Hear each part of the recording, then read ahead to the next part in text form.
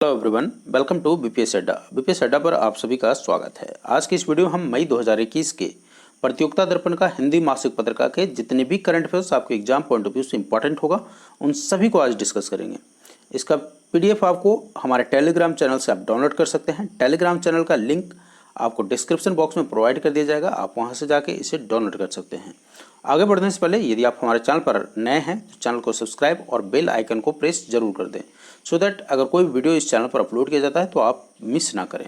तो चलिए हम स्टार्ट करते हैं आज का सेशन। आज की सेशन की शुरुआत हम अमृत महोत्सव से करते हैं। अमृत महोत्सव देश की स्वतंत्रता के 75 वर्ष पूर्ण होने के अवसर पर सेलिब्रेट किया जा रहा है और ये 75 सप्ताह का सेलिब्रेशन प्रोग्राम है जिसको 15 अगस्त 2023 तक मनाया जाएगा और इसकी शुरुआत 12 मार्च 2021 को शुरू हुआ था। तो आपको याद रखना है, अमृत महोत्सव देश की स्वतंत्रता के 75 वर्ष पूर्ण होने के अवसर पर, और 75 सप्ताह का प्रोग्राम है। ये 12 मार्च 2021 को शुरू हुआ था और 15 अगस्त 2023 तक चलेगा। तो इतना आपको इसको याद रखना है।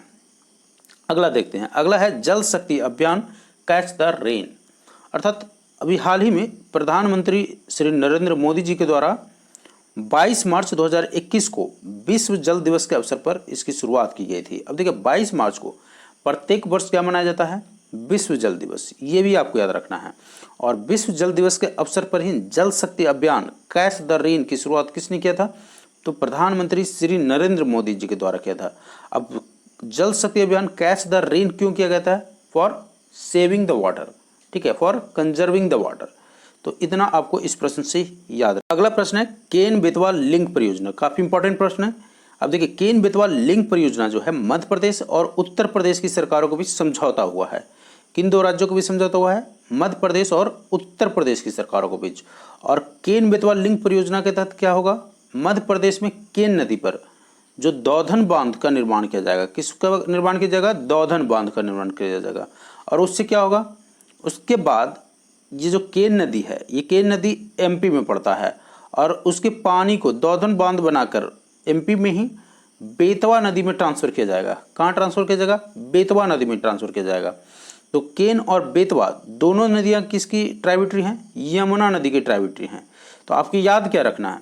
आपको याद रखना है केन बेतवा लिंक परियोजना। तो केन बेतवा लिंक परियोजना का जो संबंध है उत्तर प्रदेश और मध्य प्रदेश से, मध्य प्रदेश का केन नदी और उत्तर प्रदेश का बेतवा नदी को जोड़ने की परियोजना है। और इन दोनों राज्यों के से बात हुई है, दोनों राज्यों के सरकारों में समझौता हुआ है और केन की पानी को बेतवा में ट्रांसफर किया जाएगा। कौन से बांध बनाकर? तो दौधन बांध बनाकर। और केन और बेतवा दोनों किसकी ट्राइब्यूटरी हैं? तो यमुना नदी की सहायक हैं। ट्राइब्यूटरी कहने का मतलब सहायक नदियाँ। तो इतना आपको इस न्यूज़ से याद रखना है। अब अगला न्यूज़ देखते हैं। अगला क्या है? Maritime India summit 2021। अब मैरीटाइम इंडिया समिट 2021 से क्या याद रखना है? अगले दशक के लिए भारत में समुद्री क्षेत्र के लिए एक रोड मैप में की संकल्पना एवं भारत को वैश्विक समुद्री क्षेत्र में आगे बढ़ने के लिए मैरीटाइम इंडिया शिखर सम्मेलन का आयोजन भारत के पतन पोत परिवहन एवं जल मंत्रालय द्वारा शुरू किया गया। किसके द्वारा शुरू किया गया? पतन पोत मंत्रालय के द्वारा शुरू किया गया है ये, और ये 2 से 4 मार्च को शुरू किया गया था। तो आपको याद रखना मैरीटाइम इंडिया समिट 2021 जो है उसका संबंध किससे है? समुद्री क्षेत्र के लिए एक रोड मैप तैयार करना है। और ये किसके द्वारा शुरू किया गया है? पतन पोत परिवहन एवं जल मार्ग मंत्रालय के द्वारा शुरू किया गया है। अच्छा, यहाँ एक चीज़ और है, चाबहार बंदरगाह भी न्यूज में था। तो चाबहार बंदरगाह कहाँ है? चाबहार बंदरगाह ये देखिए, ये है चाबहार पोर्ट और ये कहाँ पर पड़ता है? ये ईरान में पड़ता है। और ये है भारत से चाबहार पोर्ट का एक, भारत ही चाबहार पोर्ट का निर्माण कर रहा है। कहाँ पर? ईरान में। अब ये इससे क्या स्ट्रैटेजिक बेनिफिट है इंडिया को? ये है ग्वादर पोर्ट। ग्वादर पोर्ट कहाँ है? पाकिस्तान में है। और ये है चाबहार पोर्ट, और चाबहार पोर्ट कहाँ है? ईरान में। तो इंडिया जो है क्या बना रहा है? Chabahar port. और चाइना क्या हेल्प कर रहा है पाकिस्तान को? ग्वादर पोर्ट को बनाने में, डेवलप करने में। तो ये स्ट्रेटजिकली क्या फ़ायदा है इंडिया को? अब ये देखिए, यहाँ से ईरान ये अपने माल को सप्लाई भेज सकता है, उसके बाद ये अफ़गानिस्तान को भी भेज सकता है। तो ये उसका स्ट्रेटजिकली बेनिफिट है। ये अपनी स्ट्रेटजिक फोर्सेस को भी डिप्लॉय कर सकता है इसके सहारे। तो इतना आपको याद रखना है। चाबहार पोर्ट कहाँ पर है? तो ईरान में है। और ग्वादर पोर्ट कहाँ पर है? पाकिस्तान में है। अगला न्यूज देखते हैं। PSLV C-51 के द्वारा ब्राजील के अमेजोनिया 1 सहित 19 उपग्रहों को एक साथ प्रक्षेपण किया गया। और देखिए ये जो प्रक्षेपण था PSLV C-51 का प्रक्षेपण 2021 का इसरो का प्रथम प्रक्षेपण था। और इसने क्या किया? अमेजोनिया 1 अर्थात ब्राजील के अमेजोनिया 1 सैटेलाइट को और 19 अन्य उपग्रहों को एक साथ प्रक्षेपित किया। और ये किसके द्वारा किया गया? इसरो का कॉमर्शियल स्पेस, जो इसरो का वाणिज्यिक उपक्रम न्यू स्पेस इंडिया लिमिटेड, क्या है नाम उसका? New space India limited, ISRO के कॉमर्शियल आर्म से ये, इसके द्वारा ये पहली पूर्णतः व्यावसायिक मिशन था। क्या था? पहली पूर्णतः व्यावसायिक मिशन था, अर्थात कॉमर्शियल मिशन था। अब इसरो का सबसे पहले तो ये पहला मिशन था 2021 का। दूसरी चीज, ये कब किया गया था? 28 फरवरी को किया गया था आंध्र प्रदेश के श्रीहरिकोटा में स्थित सतीश धवन अंतरिक्ष केंद्र से। तो इसको भी याद रखना है। श्रीहरिकोटा में क्या स्थित है? सतीश धवन अंतरिक्ष केंद्र। ठीक है, तो आपसे अगर क्वेश्चन पूछा जाता है सतीश धवन अंतरिक्ष केंद्र कहाँ स्थित है, तो आंध्र प्रदेश के श्रीहरिकोटा में। अब अमेजोनिया फ्लाइट क्या है? तो अमेजोनिया सैटेलाइट जो है वो अर्थ ऑब्जर्वेशन सैटेलाइट है। क्या है? अर्थ ऑब्जर्वेशन सैटेलाइट है। तो इतना आपको याद रखना है कि इसरो के द्वारा अमेजोनिया 1 प्लस 19 अन्य उपग्रह को छोड़ा गया और इसका सफल परीक्षण 28 फरवरी को शुरू किया गया। और ये इसरो का 2021 का पहला मिशन था। और ये किसके द्वारा शुरू किया गया? लॉन्च किया गया। तो ये इसरो के कॉमर्शियल विंग जो है उसका नाम क्या है? उसका नाम है न्यू स्पेस इंडिया लिमिटेड। क्या है? न्यू स्पेस इंडिया लिमिटेड के द्वारा किया गया। इसका प्रक्षेपण न्यू स्पेस इंडिया लिमिटेड के द्वारा किया गया। तो इतना आपको याद रखना। अमेजोनिया 1 क्या है? Earth observation satellite. अच्छा, ये किस लिए बनाया गया? अब अर्थ ऑब्जर्वेशन सैटेलाइट है तो ये अमेजन फॉरेस्ट में चल रहे जो घटनाओं को उस पर नज़र रखने के लिए बनाया है। तो अमेजन फॉरेस्ट में देखते हैं बार बार आप फॉरेस्ट फायर की घटनाएं बढ़ रही है। इसके अलावे अर्थ ऑब्जर्वेशन सैटेलाइट है तो ये एग्रीकल्चर में भी हेल्प करेगा। तो इतना इस न्यूज़ से याद रखना है। अगला, अब उत्तराखंड में नए मुख्यमंत्री बने हैं। तो उत्तराखंड के नए मुख्यमंत्री कौन बने हैं? तीरथ सिंह रावत। और किनके स्थान पर बने? त्रिवेंद्र सिंह रावत के स्थान पर। अगला प्रश्न देखते हैं। अगला जो है वह है सिंधु जल समझौता। अब सिंधु जल समझौता कब हुआ था? 1960 में हुआ था। किसके बीच हुआ था? भारत और पाकिस्तान के बीच में। अब ये क्या है सिंधु जल समझौता? सिंधु जल समझौता में सतलज, ब्यास, रावी ये 3 नदियों का पानी भारत में आता है और वहीं सिंधु, झेलम और चिनाब का पानी पाकिस्तान में जाता है। तो इतना इस पॉइंट से आप याद रखिए। अच्छा, इसके अलावे उसमें एक चीज़ और है, पाकल जल विद्युत परियोजना भी न्यूज में था। अब पाकल जल विद्युत परियोजना न्यूज में क्यों था? क्योंकि ये कश्मीर के किश्तवाड़ जिले में चुनाव की सहायक नदी मरूलदर नदी पर प्रस्तावित है। किस पर है? मरूलदर नदी पर प्रस्तावित है। और इसीलिए सिंधु जल समझौता न्यूज में था, क्योंकि पाकिस्तान जो है इस पर ऑब्जेक्शन लगा रहा है कि कश्मीर के जो किश्तवाड़ जिले में जो चिनाब है, इसको चिनाब कर लीजिएगा, चिनाब नदी जो है, चिनाब की सहायक नदी मरूलदर नदी पर 1000 मेगावाट का पाकल जल विद्युत परियोजना भारत ने प्रोजेक्ट किया है। ठीक है, तो इतना आप याद रखिए। अगला प्रश्न है राफेल विमान भारत किससे खरीद रहा है? तो फ्रांस से खरीद रहा है। टोटल कितना खरीदा है? 36 विमान का डिमांड है। और कौन से कंपनी बना रहा है? तो डसाल्ट एविएशन बना रहा है। तो इतना याद रखिए, राफेल विमान किससे खरीद रहा है भारत? फ्रांस से। और टोटल कितना विमान खरीदता है? 36 विमान। और कौन से कंपनी भेज रहा है? Dassault aviation.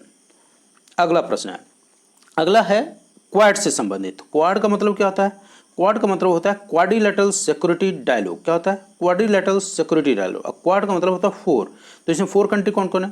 Bharat, America, Japan और ऑस्ट्रेलिया। अक्सर ये एग्जाम में पूछा जाता है। ये क्वाड में कितने सदस्य हैं और कौन कौन है? तो भारत, अमेरिका, जापान और ऑस्ट्रेलिया। अब G7 का जो प्रस्तावित बैठक है वो कब है? ब्रिटेन में होगा। और ये कब होगा? जून में होगा। तो G7 का जो प्रस्तावित जो बैठक है होने वाला है वो कहाँ होने वाला है?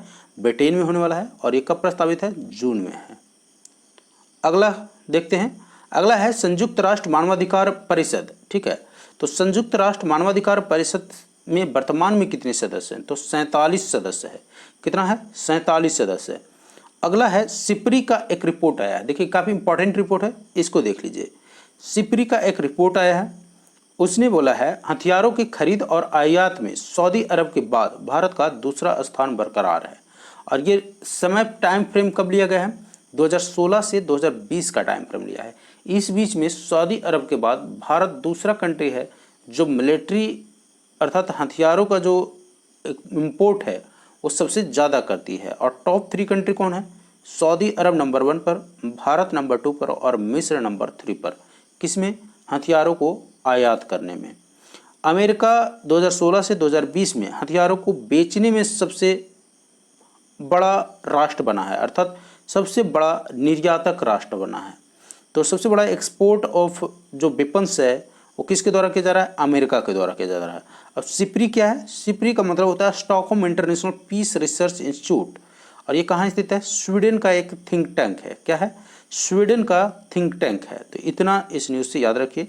अच्छा, इसके अलावा सिप्री ने अभी हाल ही में लेटेस्ट एक रिपोर्ट जारी किया है जिसमें यह बोला है कि मिलिट्री एक्सपेंस की अगर बात करेगा, ध्यान दीजिए दोनों क्वेश्चंस में कन्फ्यूजन नहीं होना है। इंपोर्ट में भारत का स्थान कौन सा है? दूसरा। मिलिट्री एक्सपेंस में कितना है? मिलिट्री एक्सपेंस में भारत का स्थान तो तीसरा है। क्या है? तीसरा है। अब ये तीसरा किसके बाद है? यहाँ तो था सऊदी अरब, भारत और मिस्र। ठीक है, अब यहाँ है America, China and then Bharat, India. ठीक है, मिलिट्री एक्सपेंसेस की बात करेगा तो मिलिट्री एक्सपेंसेस में भारत नंबर 3 पर है। तो इतना इस न्यूज़ से याद रखिए। अब एक अभी हाल ही में एस्टेरॉयड न्यूज में था, उसका नाम क्या था? एपोहिस। क्या था? एपोहिस। ठीक है, अपोहिस। तो अपोहिस, एस्टेरॉयड अपोहिस जो न्यूज़ में था वो क्योंकि पृथ्वी के निकट से गुजरा था। अच्छा, एक यूनिट होता है 1 एस्ट्रोनॉमिकल यूनिट। इसका मतलब क्या होता है? 1 एस्ट्रोनॉमिकल यूनिट का मतलब होता है, इसका तात्पर्य ये है कि सूर्य एवं पृथ्वी के बीच की जो औसत दूरी है लगभग 9.3 करोड़ मील या 15 करोड़ किलोमीटर, इसी से होता है 1 एस्ट्रोनॉमिकल यूनिट का मतलब। अर्थात 1 astronomical unit is equal to 9.3 crore mile और 15 करोड़ किलोमीटर। ठीक है, और ये किसके बीच की दूरी है? सूर्य और पृथ्वी के बीच एवरेज डिस्टेंस होता है। सो 1 एस्ट्रोनॉमिकल यूनिट की बात करेगा, it means average distance between sun and earth. अगला, स्वीडन के प्रधानमंत्री कौन है? तो स्टीफन लोफवेन है। कौन है? स्टीफन लोफवेन है। प्रधानमंत्री श्री नरेंद्र मोदी की बांग्लादेश की यात्रा को देख लेते हैं। अभी हाल ही में 26 से 27 मार्च को प्रधानमंत्री नरेंद्र मोदी ने बांग्लादेश की यात्रा की थी और वहाँ के प्रधानमंत्री हैं शेख हसीना। अब बांग्लादेश 1971 में मुक्ति संग्राम के पश्चात पाकिस्तान से अलग होकर एक स्वतंत्र राष्ट्र के रूप में आया था। अब मिताली एक्सप्रेस न्यूज़ में था, तो मिताली एक्सप्रेस भारत और बांग्लादेश के बीच तीसरी रेल यात्री गाड़ी शुरुआत की है। ठीक है, तो मिताली एक्सप्रेस जो है भारत और बांग्लादेश के बीच ये तीसरा रेलगाड़ी की शुरुआत हुआ है। थोड़ा सा बैकग्राउंड भी देख लेते हैं कि भारत और बांग्लादेश के बीच जो तीसरी रेलगाड़ी कौन सा है? मिताली एक्सप्रेस। तो न्यू जलपाईगुड़ी से कहाँ तक चलेगा? ढाका तक चलेगा ये। इसके अलावे जो 2 अन्य यात्री रेलगाड़ी कौन कौन है? मैत्री एक्सप्रेस और बंधन एक्सप्रेस। कौन कौन है? मैत्री एक्सप्रेस और बंधन एक्सप्रेस। और तीसरा कौन बन गया? मिताली एक्सप्रेस। तो इतना आप याद रखिए कि मिताली एक्सप्रेस, मैत्री एक्सप्रेस और बंधन एक्सप्रेस का संबंध किससे है? भारत और बांग्लादेश से है। ओके, भारत व बांग्लादेश के बीच फेनी नदी पर भी मैत्री सेतु बनाया जा रहा है। क्या बनाया जा रहा है? मैत्री सेतु। तो फेनी नदी का भी संबंध किससे है? भारत और बांग्लादेश से है। ठीक है, तो इतना आपको इस प्रश्न से याद रखना है। अगला देखते हैं। अगला है फिनलैंड के प्रधानमंत्री कौन है? साना मारिन है। याद रखना, फिनलैंड के प्रधानमंत्री कौन है? साना मारिन। और वर्ल्ड हैप्पीनेस इंडेक्स 2021 में भारत का स्थान क्या रहा? तो वर्ल्ड हैप्पीनेस इंडेक्स में भारत का जो स्थान रहा वो 139वां रहा। क्या रहा? 139वां। और शीर्ष के 3 देशों को देखें तो वर्ल्ड हैप्पीनेस इंडेक्स में फिनलैंड नंबर 1, डेनमार्क नंबर 2 और स्विट्जरलैंड नंबर 3 पर रहा। इसको जारी कौन करता है? तो इसको जारी करता है United nation sustainable development solution network के द्वारा जारी किया जाता है। ये क्या?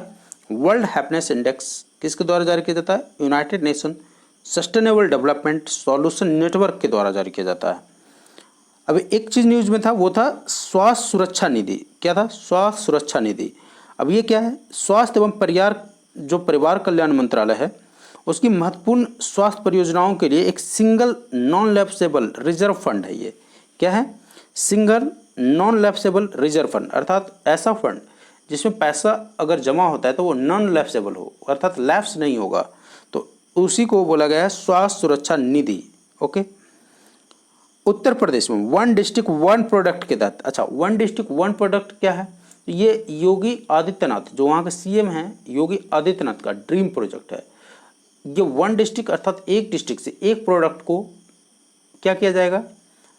प्रमोट किया जाएगा गवर्नमेंट के द्वारा। तो उसी के परिप्रेक्ष्य में झांसी में स्ट्रॉबेरी महोत्सव किया गया था, लखनऊ में गुड़ महोत्सव किया गया और सिद्धार्थनगर में काला नमक चावल महोत्सव किया गया।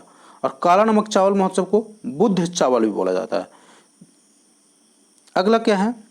अगला है भूमध्य सागर में लाल सागर, जो भूमध्य सागर है उसको लाल सागर से जोड़ने वाले मिस्र के ऐतिहासिक स्वेज नहर, जो भूमध्य सागर है और लाल सागर है, रेड सी है, उसको जोड़ने वाली एक जो ऐतिहासिक स्वेज नहर है, इसमें क्या हुआ था कि एक जो मालवाहक पोत था वो फंस गया था और उसका नाम क्या था? ईवर गिवन। क्या था? ईवर गिवन। और ये काफ़ी न्यूज में रहा था। तो इसको याद रखना है कि सबसे पहले तो याद रखना है कि भूमध्य सागर को लाल सागर अर्थात मेडिटेरेनियन सी को रेड सी से कौन जोड़ता है? स्वेज नहर। और ये स्वेज नहर मैनमेड नहर है और इसी में क्या फंसा था? एवरग्रीन मालवाहक पोत। तो इसका नाम भी याद रखना है एवरग्रीन। फिर याद रखना है आपको स्वेज नहर किसको जोड़ता है? लाल सागर और भूमध्य सागर को। न्यायमूर्ति NB रमन्ना देश के 48वें मुख्य न्यायाधीश बन गए हैं। तो चीफ जस्टिस ऑफ इंडिया कौन बन गए हैं? NB रमन्ना। और कौन से नंबर के बने हैं? 48वें बने हैं। अगला देखते हैं। हर्ष चौहान को अनुसूचित जाति के अध्यक्ष बना दिया गया है। हर्ष चौहान को क्या बना दिया है? अनुसूचित जाति के जो आयोग है उसका अध्यक्ष बनाया गया है। CRPF के महानिदेशक किसको नियुक्त किया गया है? तो कुलदीप को नियुक्त किया गया है। किसको? कुलदीप जी को नियुक्त किया गया है CRPF को महानिदेशक। और MA गणपति को क्या नियुक्त किया गया है? NSG के नए महानिदेशक बनाया गया है। तो NSG के नए महानिदेशक कौन बने हैं? MA गणपति। सरकार के प्रधान जो वैज्ञानिक सलाहकार थे उनका नाम था K विजय राघवन। इनके कार्यकाल में 1 वर्ष का वृद्धि कर दिया गया है। तो सरकार के प्रधान वैज्ञानिक सलाहकार K विजय राघवन के कार्यकाल में 1 वर्ष का वृद्धि किया गया है। अब गांधी शांति पुरस्कार 2019 के विजेता कौन हुए हैं? तो ओमान के दिवंगत सुल्तान काबूस बिन सैद अल सैद को गांधी शांति पुरस्कार 2019 का विजेता घोषित किया गया है। और गांधी शांति पुरस्कार 2020 के विजेता कौन बने हैं? बंगबंधु शेख मुजीबुर रहमान को दिया गया है। ठीक है, तो गांधी शांति पुरस्कार 2020 के विजेता के लिए किसका नाम चुना गया है? बंगबंधु शेख मुजीबुर रहमान का नाम चुना गया है। अच्छा, ग्रैमी पुरस्कार का संबंध किससे है? तो ग्रैमी पुरस्कार का संबंध है संगीत क्षेत्र में। और सरस्वती सम्मान 2020 से किसको नवाजा गया है? तो मराठी लेखक डॉक्टर शरण कुमार लिम्बाले को। किसको? मराठी लेखक डॉक्टर शरण कुमार लिम्बाले को। व्यास सम्मान 2020 किसको दिया गया है? प्रोफेसर शरद पगारे को। याद रखिए, व्यास सम्मान 2020 प्रोफेसर शरद पगारे, सरस्वती सम्मान 2020 शरण कुमार लिम्बाले और बिहारी पुरस्कार 2020 हिंदी साहित्यकार श्री मोहन कृष्ण बोहरा। और ये तीनों जो पुरस्कार है ये बिरला फाउंडेशन के तहत दिया जाता है। किसके तहत दिया जाता है? बिरला फाउंडेशन के तहत दिया जाता है। अगला है वर्ष 2019 का दादा साहेब जो फाल्के पुरस्कार होता है वो किसको दिया गया है? रजनीकांत को। और दादा साहेब फाल्के पुरस्कार किस में दिया जाता है? फिल्म जगत में। और ये किसको दिया गया? रजनीकांत को दिया गया। और प्रथम दादा साहेब फाल्के पुरस्कार किसको दिया गया था? देविका रानी को दिया गया था। तो इसको भी याद रखना आपको। अच्छा, एक और इम्पॉर्टेंट प्रश्न है, वो है वर्ष 2023 में जो ईयर होता है उसको मोटे अनाजों के लिए अंतर्राष्ट्रीय वर्ष घोषित किया गया है। क्या घोषित किया है? मोटे अनाजों के लिए अंतर्राष्ट्रीय वर्ष अर्थात इंटरनेशनल ईयर ऑफ मिलेट्स। क्या घोषित किया है? इंटरनेशनल ईयर ऑफ मिलेट्स घोषित किया है। एक बुक है जिसका नाम है how to avoid climate disaster. ये किसके द्वारा लिखा गया है? बिल गेट्स के द्वारा लिखा गया है। How to avoid climate disaster किसके द्वारा लिखा गया? बिल गेट्स के द्वारा लिखा। ऑपरेशन डेजर्ट फ्लैग 6 अभी शुरुआत हुआ है, तो ऑपरेशन डेजर्ट फ्लैग का संबंध किससे है? ये यूएई के एयरफोर्स के द्वारा किया जाता है और एयरफोर्स, इंडियन एयरफोर्स इसमें पार्टिसिपेट किया। तो ऑपरेशन डेजर्ट फ्लैग का संबंध किससे है? तो यूएई के एयरफोर्स एक्सरसाइज से है। अगला है दुस्तलिक द्वितीय। अभी ये हाल ही में दुस्तलिक द्वितीय जो है एक्सरसाइज हुआ, अब किसके बीच हुआ? भारत और उज्बेकिस्तान की थल सेनाओं के बीच हुआ। इसके बाद अगला न्यूज है विजय हरारे ट्रॉफी 2021 से। अब ये विजय हरारे ट्रॉफी 2021 किसने जीता? मुंबई ने यूपी के हरा कर जीता। सो प्रतियोगिता दर्पण के इस सीरीज में बस इतना ही। अगर आपको हमारा वीडियो अच्छा लगे तो इसे लाइक और अपने दोस्तों के बीच शेयर जरूर करें। Thank you.